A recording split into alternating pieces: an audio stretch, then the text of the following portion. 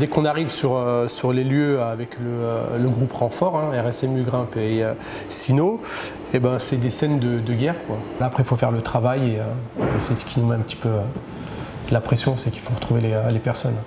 On engage les premiers chiens directement pour faire une levée de doute et essayer d'engager un minimum de personnel, et on peut engager les chiens sur des endroits bien effondrés. Alors la préparation d'un chien se fait au quotidien, tout le temps. C'est ce qui nous permet aussi de connaître notre chien dans les différentes phases d'entraînement, hors intervention bien sûr. Et là, je le sors tranquillement du camion, je lui fais faire une petite détente, et là je m'équipe tranquillement de mon matériel qui annonce le début du travail.